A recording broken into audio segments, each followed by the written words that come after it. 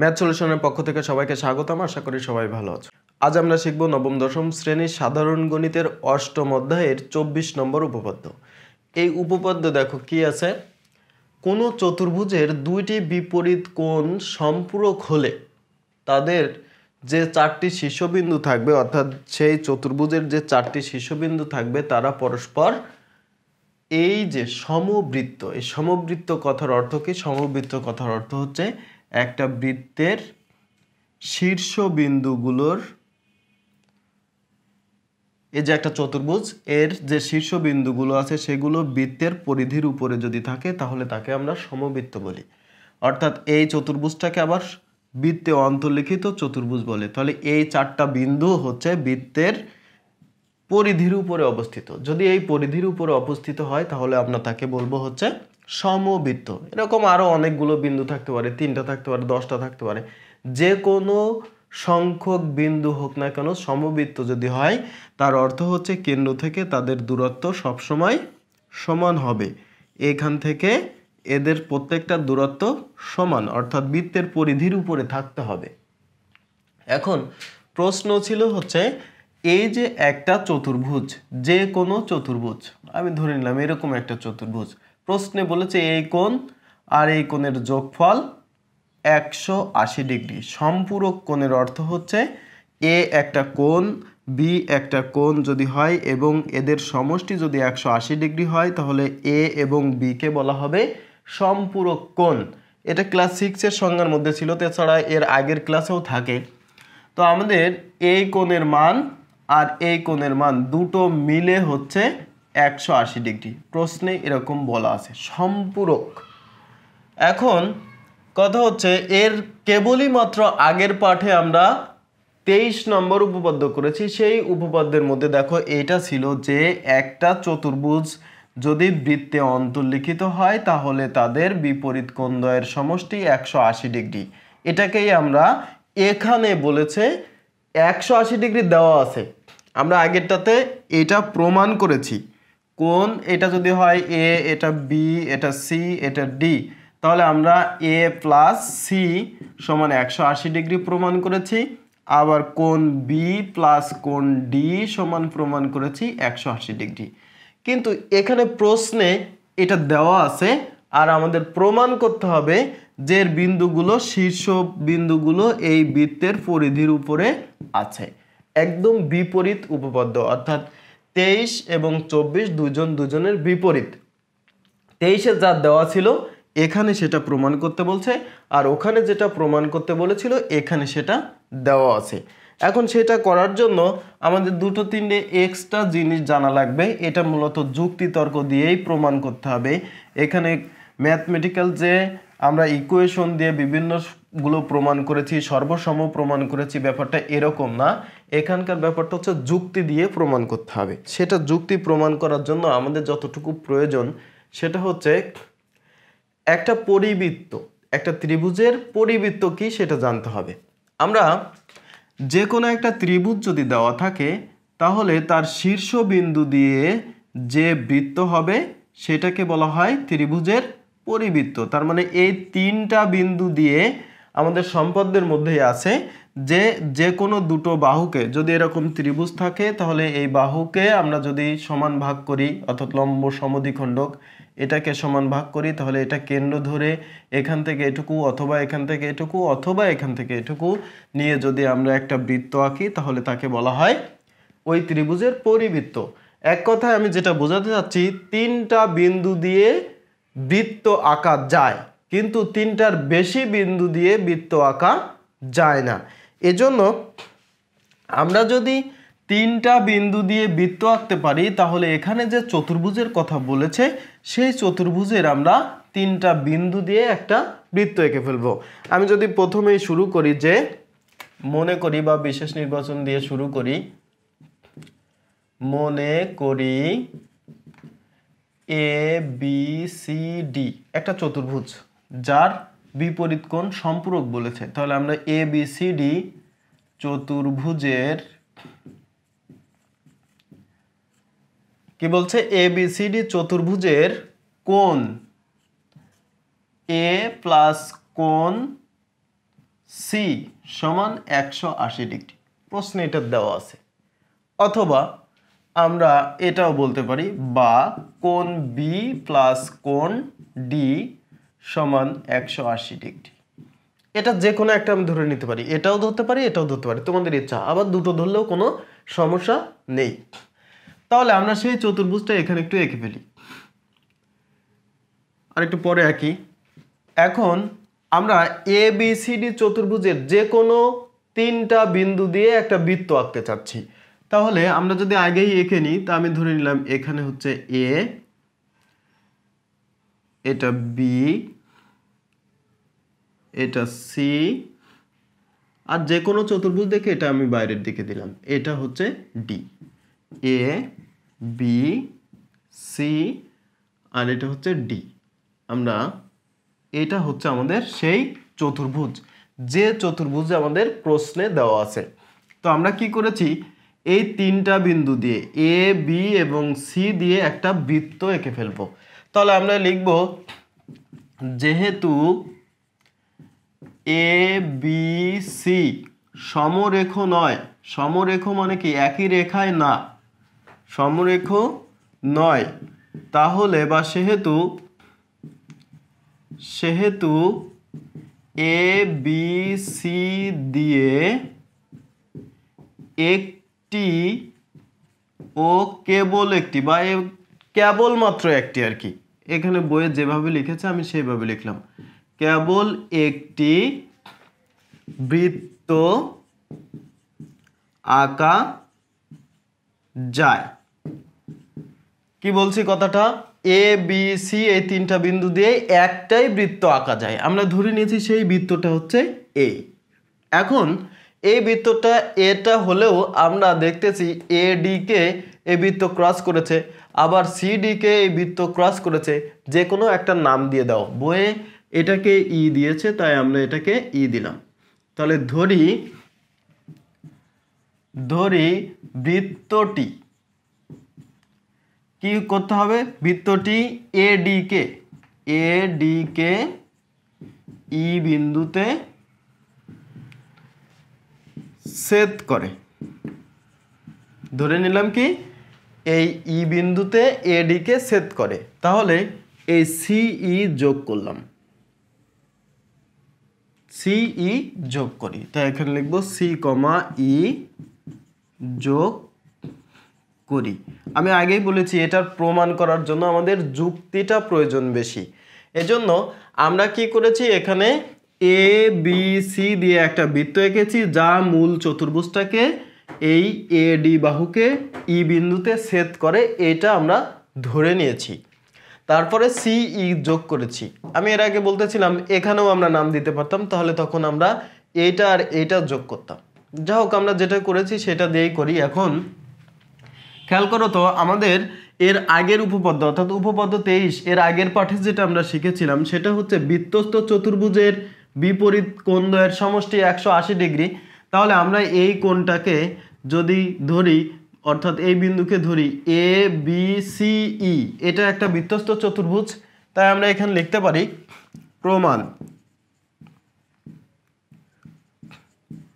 অঙ্কন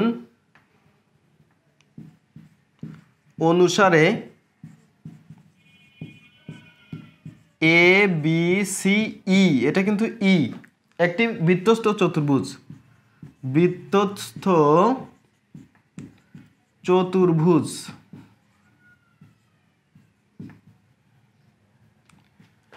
তাহলে বৃত্তস্থ চতুর্ভুজের ক্ষেত্রে আমরা জানি যে বিপরীত কোণদ্বয়ের সমষ্টি 180 ডিগ্রি। তাহলে এই কোণ আর এই কোণ, আমরা এটাকে লিখতে পারি, যদি পুরা কোণ লিখতে চাই তাহলে এ বি সি প্লাস কোণ এ ই সি সমান 180 ডিগ্রি, এটা লিখতে পারি। এটা যদি লিখতে পারি তার কারণটা আমাদের এখানে লিখে দিতে হবে, কারণ এখানে উপপাদ্য 23, এটা লিখলে তো হবে না, উপপাদ্য 23-এ কি বলা আছে সেটা লিখতে হবে। তাই আমরা এখানে লিখতে পারি যে বৃত্তস্থ চতুর্ভুজের বিপরীত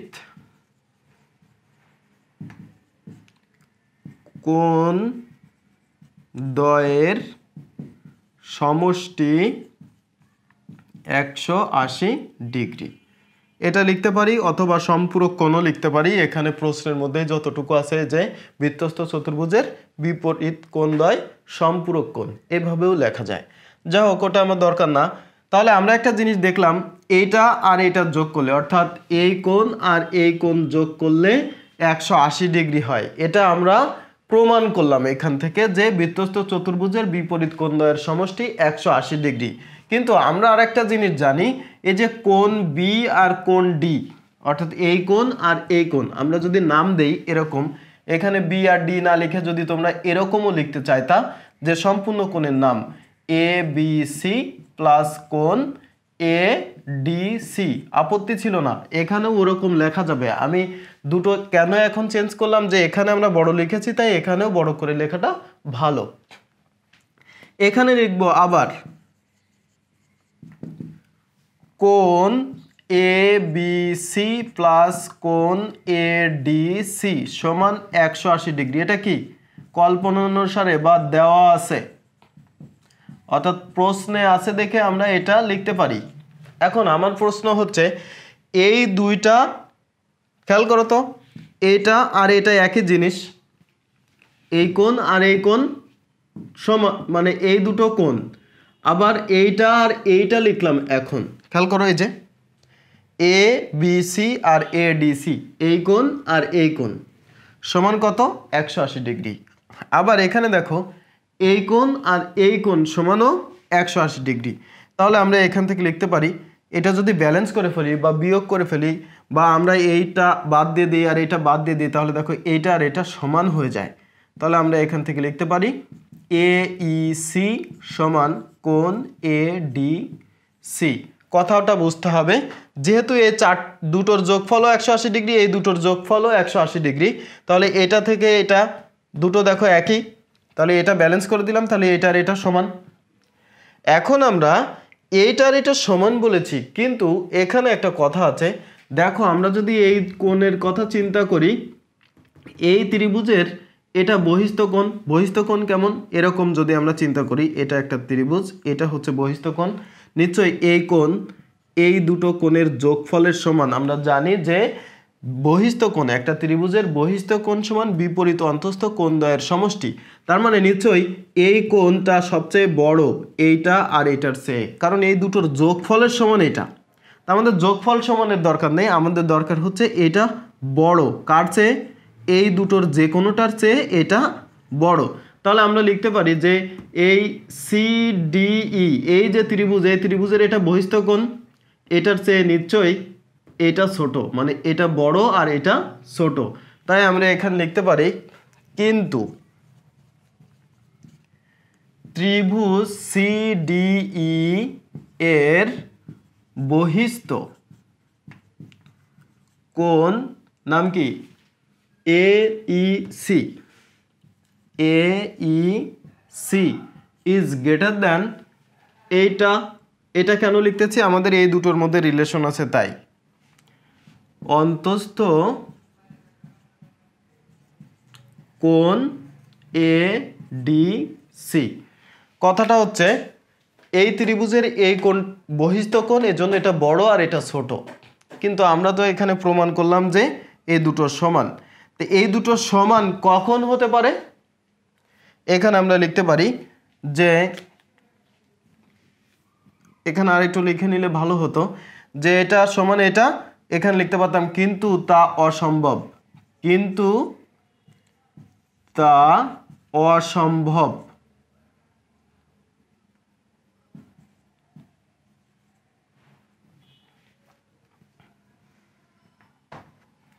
কিন্তু তা অসম্ভব কারণ, এখানে তাহলে আমরা লিখব কারণ এই ত্রিভুজের বহিস্থ কোণ এটা অন্তস্থ কোণের চেয়ে বড়, এই যে গ্রেটার দেন দিয়েছি, তার মানে এটা বড় আর এটা ছোট। তাহলে এই দুটো সমান বলতেছি, আবার চিত্র অনুযায়ী বলতেছি এইটা বড় আর এটা ছোট। তাই আমরা লিখতে পারি এরা যদি সমান হতে হয়, এই দুটো যদি সমান হতে হয়, কারণ এটা আমরা প্রমাণ করেছি এটা যদি সমান হতে হয় তাহলে আমরা বলবো যে এই ই বিন্দু আর ডি বিন্দু ভিন্ন হতে পারে না। তাই আমরা লিখব অতএব ই বিন্দু ও ডি বিন্দু ভিন্ন হতে পারে না, ভিন্ন হতে পারে না। তাহলে আমরা এখান থেকে কি বলতে পারি? তাহলে ই বিন্দু ও ডি বিন্দু কি একই বিন্দু, একই বিন্দু। অতএব আমরা বলতে পারি এ বি সি ডি চতুর্ভুজের বিন্দু শীর্ষবিন্দু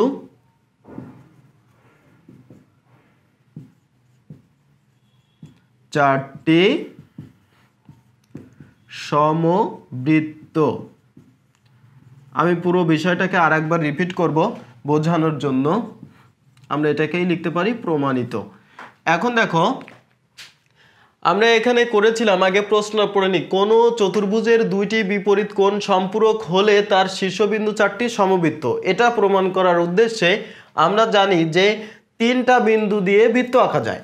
তাই আমরা এখানে প্রথমত ধরে নিয়েছি এ বি সি ডি একটা চতুর্ভুজ যার বিপরীত কোণদ্বয় সম্পূরক। এখানে সম্পূরক বলেছে তাই কোণ বিপরীত দুটো যোগ করলে হবে 180 ডিগ্রি, দুটো যোগ করলে হবে 180 ডিগ্রি। যে কোনো একটা লিখলেই হবে। আর আমরা দুটো লিখেছি, এটাও তোমরা দুটো লিখলেও কোনো সমস্যা নেই। যেহেতু এ বি সি সমরেখ নয়, যেহেতু চতুর্ভুজের চারটা শীর্ষবিন্দু হচ্ছে এ বি সি ডি, তাহলে এ বি সি নিশ্চয়ই এক সরলরেখায় নেই, তাই লিখে নেওয়া হয়েছে।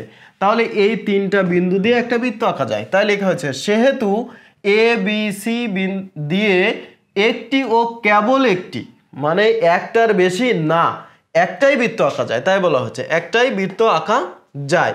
ধরি বৃত্তটি এডি কে, এই যে এডি কে ই বিন্দুতে ছেদ করেছে, তাহলে এই সি আর ই যোগ করি। এখন আমরা প্রমাণ করেছি অঙ্কন অনুসারে এ বি সি ই হচ্ছে কি সমবৃত্ত, তাহলে বৃত্তস্থ চতুর্ভুজ, তাই এখানে লেখা হয়েছে অঙ্কন অনুসারে এ বি সি ই। এখানে খেয়াল করো আমরা এখানে ই দিয়েছি, ই বৃত্তস্থ চতুর্ভুজ।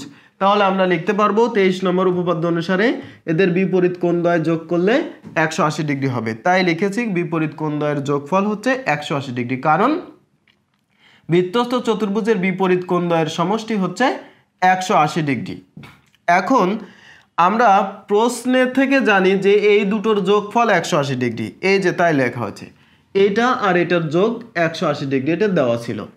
তাহলে আমরা একটা জিনিস দেখছি, এইটা আর এটার যোগ 180, আবার এইটা আর এটার যোগও 180 ডিগ্রি, তাহলে এইটা আর এটা সমান, তাই এখানে লেখা হয়েছে যে এই দুটোর যোগফল 180 ডিগ্রি, এই দুটোর যোগফল 180 ডিগ্রি। তাহলে এই দুটো সেম জিনিস হওয়ার কারণে এই দুটো সমান। কিন্তু তা অসম্ভব, কারণ এই ত্রিভুজের জন্য এটা হচ্ছে বহিস্থ কোণ, তাই লেখা হয়েছে বহিস্থ কোণ হচ্ছে অন্তস্থ কোণের চেয়ে বড়।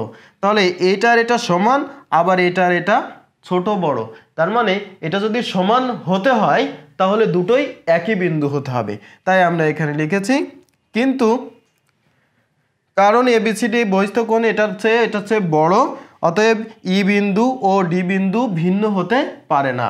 তাহলে ই বিন্দু ও ডি বিন্দু একই বিন্দু, তাহলে আমরা বলতে পারি যে এ বি সি ডি সমবৃত্ত, অর্থাৎ চারটা বিন্দু এই বৃত্তের পরিধির উপরে আছে। আমাদের মূলত এটাই প্রমাণ করার কথা ছিল। আশা করি সবাই ভালো বুঝতে পেরেছো। যদি কারোর কোথাও প্রবলেম হয়ে থাকে তাহলে অবশ্যই কমেন্ট করে জানাবে, তাহলে পরবর্তীতে তার সলিউশন করে দেওয়ার চেষ্টা করব। আজকের মতো এই পর্যন্তই। পরবর্তী ভিডিওতে থাকবে এখানকারই 25 নম্বর উপপাদ্য। সো ভিডিওটি যদি তোমাদের ভালো লেগে থাকে এবং এখান থেকে নতুন কিছু শিখে থাকো তাহলে অবশ্যই ভিডিওটি লাইক, কমেন্ট এবং বন্ধুদের মাঝে শেয়ার করতে ভুলবে না।